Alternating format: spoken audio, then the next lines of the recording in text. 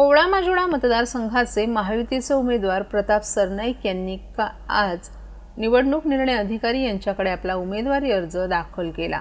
तर या उच्चभ्रू वस्तीच्या मतदारसंघात शिवसेना विरुद्ध शिवसेना असा सामना रंगणार आहे। ठाकरे गटाचे उमेदवार नरेश मणिरा यांनी देखील यावेळी अर्ज दाखल केला आहे। ओवळा माजुळा मतदारसंघात महायुती विरुद्ध महाविकास आघाडी अशी विधानसभा निवडणुकीत काटेकी टक्कर पाहायला मिळेल। ओवळा माजुळा विधानसभा क्षेत्रात शिवसेनेचे प्रताप सरनाईक विरुद्ध ठाकरे गटाचे माजी उपमहापौर नरेश मणिरा यांना उमेदवारी देण्यात आली आहे।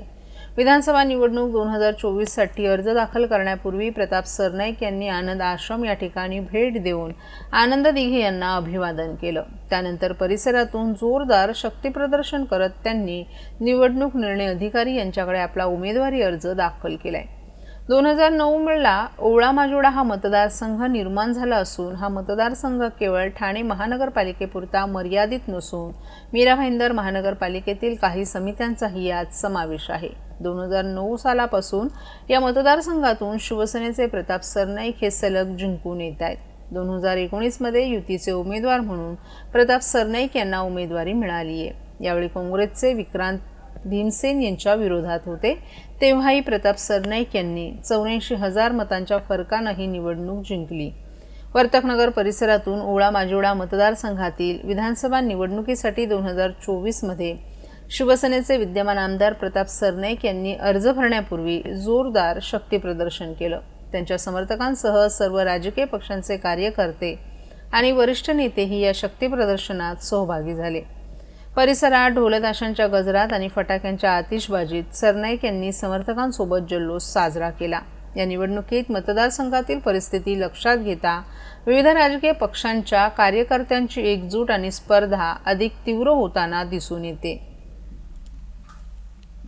त्यामुळे महायुतीचे सर्व पदाधिकारी त्यांच्या या प्रचार नॉमिनेशन फॉर्म दाखल करण्यासाठी उमेदवारी अर्ज दाखल करण्यासाठी प्रचंड नागरिकांनी उत्स्फूर्त असा प्रतिसाद दिला आणि मिरवणुकीतून या ठिकाणी सर्वजण आले। खरं म्हणजे 3 वेळा या विभागाचं प्रतिनिधित्व प्रताप सरनाईक यांनी केलं। एक कार्यसम्राट आमदार म्हणून त्यांनी लोकप्रियता मिळवली आणि या मतदारसंघामध्ये मला वाटतं महाराष्ट्रामध्ये सगळ्यात जास्त या ठिकाणी जे सुविधा प्रकल्प आहेत, विकास प्रकल्प आहेत ते आणण्याचं त्यांनी काम केलं, पूर्ण करण्याचं त्यांनी काम केलं आणि त्यामुळे या निवडणुकीमध्ये त्यांना लीड किती मिळणार हा एकच विषय आहे आणि मला वाटतं मागच्या लीडपेक्षा यावेळेस त्यांना दुप्पट लीड मिळेल अशा प्रकारचं काम त्यांनी या विभागामध्ये केलेलं आहे आणि म्हणून या कामाची पोचपावती जनता नक्की देईल। त्याचबरोबर महायुतीने केलेलं 2-2.25 वर्षातलं काम आणि महाविकास आघाडीने केलेलं काम याची देखील तुलना होईल आणि दूध का दूध पाणी का पाणी होईल। महाविकास आघाडीने बंद पाडलेले प्रकल्प, त्याच्यामध्ये स्टे दिलेले, स्पीड ब्रेकर घातलेले प्रकल्प आणि महायुतीने ते पुढे नेलेले प्रकल्प, सुरू केलेले प्रकल्प आणि एकीकडे विकास प्रकल्प, दुसरीकडे कल्याणकारी योजना, मुख्यमंत्री माझी लाडकी बहीण योजनेसारख्या अनेक योजना या ठिकाणी आम्ही केल्या। म्हणजे विकास आणि कल्याणकारी योजना यांची सांगड घालण्याचं आम्ही काम केलं। उद्योग मोठ्या प्रमाणावर आलेत आणि म्हणून जनता जनार्दन महायुतीच्या पारड्यात यावेळेस येणाऱ्या निवडणुकीमध्ये त्या कामाची पोचपावती देतील आणि महायुतीचं सरकार, बहुमताचं सरकार पूर्ण थम्पिंग मेजॉरिटीने या महाराष्ट्रामध्ये पुन्हा येईल आणि जनतेची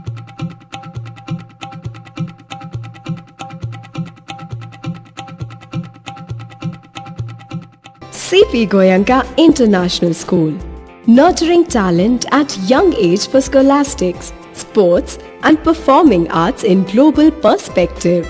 Proud to have world toppers and country toppers in 10th standard Cambridge examinations.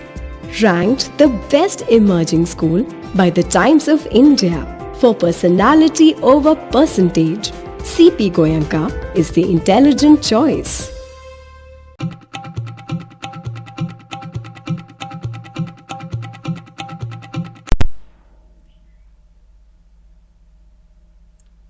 महाराष्ट्रातील विधानसभा निवडणुकीची घोषणा होऊन 1.5 आठवड्याहून अधिक कालावधी झालाय. उमेदवारी अर्ज भरण्यासाठी आता उमेदवारांची रेलचेलही दिसून येते. असं असतानाच आता राज्य सरकारनं सर्वसामान्यांना दिलासा देणारा एक मोठा निर्णय घेतलाय. महाराष्ट्रामध्ये 20 नोव्हेंबर रोजी मतदान पार पडणार आहे, तर निकाल 23 नोव्हेंबर रोजी लागणार आहे. असं असतानाच आता राज्य सरकारनं 20 नोव्हेंबर रोजी सार्वजनिक सुट्टी जाहीर केली आहे. 20 नोव्हेंबर रोजी मतदान असल्यानं सार्वजनिक सुट्टी जाहीर करत असल्याचं परिपत्रक राज्य सरकारनं जारी केले. प्रत्येक मतदान करणाऱ्या व्यक्तींसाठी ही सुट्टी जाहीर करण्यात आली आहे. ही सुट्टी उद्योग विभागाअंतर्गत येणाऱ्या प्रत्येक उपक्रम आणि आस्थापनेला लागू राहणार आहे. पूर्ण दिवस सुट्टी देणं शक्य नसेल तर मतदानासाठी 2 तासांची सवलत देता येईल. मात्र त्यासाठी संबंधित जिल्हाधिकारी व जिल्हा निवडणूक अधिकारी यांची पूर्व परवानगी घ्यावी लागेल, असं स्पष्ट करण्यात आलं आहे. या आदेशाचं उल्लंघन करणाऱ्यांवर निवडणूक आयोगाच्या नियमानुसार कारवाई करण्यात येईल, असंही सांगण्यात आले. निवडणुकीमध्ये मतदानाचा हक्क बजावणं हा संवैधानिक अधिकार असून तो बजावताना अडथळा येऊ नये म्हणून मतदानाच्या दिवशी सुट्टी दिली जाते. यंदा महाराष्ट्रात मतदान बुधवारी असल्यानं महाराष्ट्रातील कर्मचाऱ्यांना मतदानानिमित्त मिडवीक ऑफ मिळणार आहे. मात्र या दिवशी मतदानाचा हक्क बजावण्याचं आवाहन केलं जात आहे. महाराष्ट्र विधानसभा निवडणूक ही एकाच टप्प्यात होणार आहे. संपूर्ण राज्यात एकाच दिवशी म्हणजेच 20 नोव्हेंबर रोजी मतदान प्रक्रिया पार पडेल. 23 नोव्हेंबर रोजी मतमोजणी केली जाईल, अशी महत्त्वाची माहिती निवडणूक आयुक्तांनी 1.5 आठवड्यांपूर्वी झालेल्या पत्रकार परिषदेत दिली होती. विधानसभेच्या निवडणुकीसाठी अर्ज करण्याकरिता 22 ऑक्टोबर ते 29 ऑक्टोबरपर्यंतचा कालावधी देण्यात आलाय. यानंतर 30 ऑक्टोबरला सर्व उमेदवारांच्या अर्जांची छाननी केली जाणार आहे. 4 नोव्हेंबरपर्यंत उमेदवारांना उमेदवारी अर्ज मागे घेता येऊ शकतील, अशी माहिती निवडणूक आयोगानं दिली आहे. तर 25 नोव्हेंबरपर्यंत निवडणुकीचा कार्यक्रम पूर्ण होईल. 25 नोव्हेंबर आधी राज्यात नव्या सरकारची निवड पूर्ण झाली असेल. महाराष्ट्रातील विधानसभेची मुदत 26 नोव्हेंबर रोजी संपणार आहे. यंदा दिवाळी 29 ऑक्टोबर ते 3 नोव्हेंबर या कालावधीत आहे. सणासुदीच्या काळात निवडणुका घेतल्या जात नसल्यानं अगदी मुदत संपत असताना राज्याच्या निवडणुकीचा निकाल हाती येणार आहे.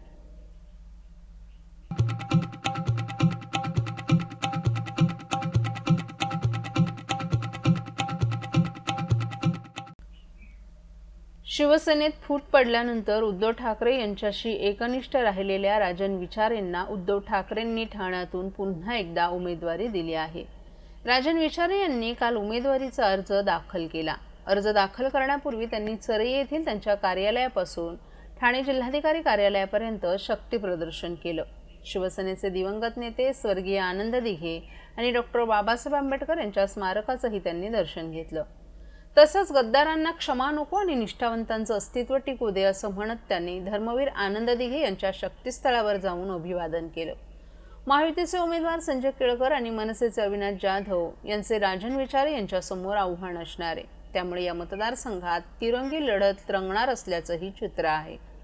तसंच उमेदवारी अर्ज भरताना राजन विचारे यांनी त्यांच्या संपत्तीचं विवरण पत्रही दिले. त्यानुसार राजन विचारे यांच्याकडे जवळपास 26 कोटी रुपयांची संपत्ती असल्याचं समोर आले. राजन विचारे यांनी काल विधानसभा निवडणुकीसाठी उमेदवारी अर्ज दाखल केला. राजन विचारे हे 2009 मध्ये ठाणे शहर विधानसभा मतदारसंघातून आमदार म्हणून निवडून आले होते. या पार्श्वभूमीवर पुन्हा एकदा ठाकरे गटानं माजी खासदार राजन विचारे यांनाच ठाणे शहर विधानसभा मतदारसंघातून उमेदवारी दिली आहे. उमेदवारी अर्ज भरताना राजन विचारे यांनी त्यांच्या संपत्तीचं विवरण पत्र दिले. त्यानुसार राजन विचारे यांच्याकडे जवळपास 26 कोटी रुपयांची संपत्ती आहे. मात्र लोकसभा निवडणुकीनंतर राजन विचारे यांच्या कर्जात वाढ झाल्याचं देखील दिसून आलं आहे.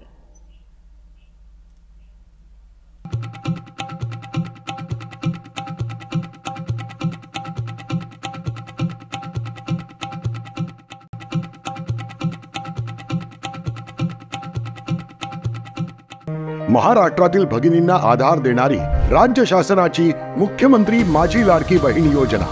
या योजनेअंतर्गत अल्प उत्पन्न गटातील 21 ते 65 वयोगटाच्या भगिनींना मिळणार दरमहा 1500 रुपयांची मदत. अर्ज करण्यासाठी 31 ऑगस्ट 2024 पर्यंत मुदतवाढ. कुटुंबाचं वार्षिक उत्पन्न 2.5 लाख रुपयांपेक्षा कमी असलेल्या महिला पात्र. कुटुंबाकडे पिवळं किंवा केशरी रेशन कार्ड असल्यास उत्पन्नाचा दाखला आवश्यक नाही.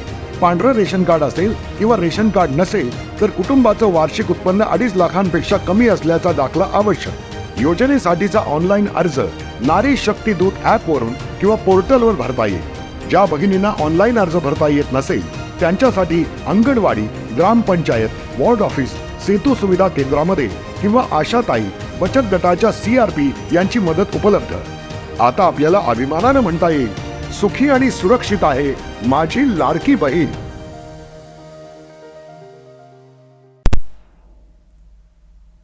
ओवळा वाझोडा विधानसभा मतदारसंघात महायुती विरुद्ध महाविकास आघाडी अशी काटेकी टक्कर पाहायला मिळणार आहे। या ठिकाणी शिवसेनेचे विद्यमान आमदार प्रताप सरनाईक आणि ठाकरे गटाचे माजी उपमहापौर नरेश मणेरा यांच्यात जोरदार लढत होणार आहे।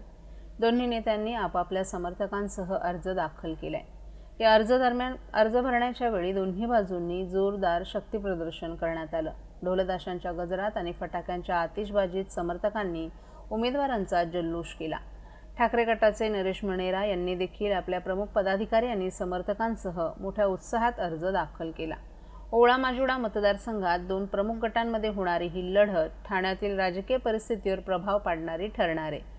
या निवडणुकीत शिवसेनेचं धनुष्यबाण विरुद्ध ठाकरे गटाची मशाल अशी प्रतिकात्मक स्पर्धा असून दोन्ही गटांनी जोरदार प्रचाराची तयारी केली आहे। त्यामुळे मतदारसंघात वातावरण तापलेलं आहे आणि निवडणुकीची रंगत वाढली आहे।